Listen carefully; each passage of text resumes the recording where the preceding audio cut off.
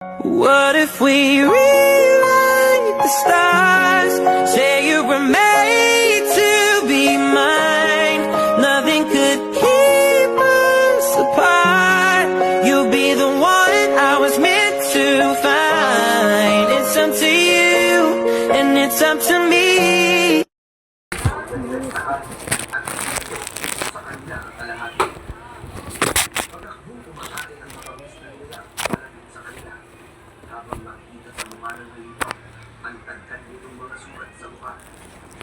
What if we rewrite the stars?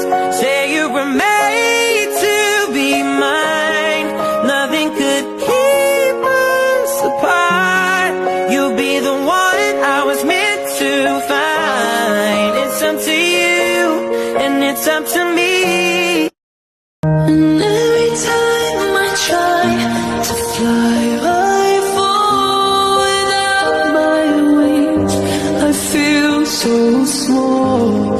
I guess I need you, baby. And every time I see you in my dreams, I see your face. It's haunting me. Idagdag pa ang tila pang-aasam nitong pagkatungan na parang nagmamalaki ng kagubatan.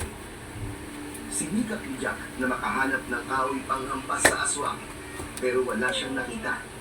Napahinto sila sa pagtakbo nang bigla silang nilundagan ng aswang.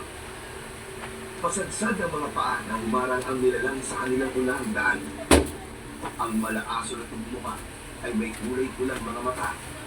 Nakakapanindig ng balahibo ang saka nitong bida na halos 2 tangkal ang haba. Ang tenga nitong mataas pa sa ulo ay nakadagdag sa nakakatakot nitong itsura.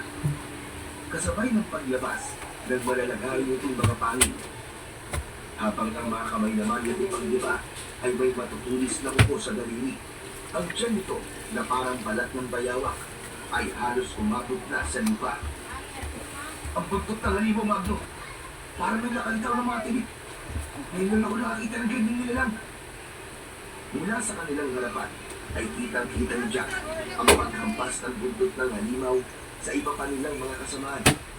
Dinampot ng aswang ang nakatapang lalaki. Saka ipinakita kina Magno at Jack kung paano itong ninapa ang katawan ng biktima. Umagos ang dugo sa braso ng taong bayawak. Sa kabilaan nito ang nabutas na leeg ng lalaki na parang sarap na sarap sa lasa nito. Ilang minuto ang lumipas ay hinati ng nilalang sa dalawa ang katawan ng biktima.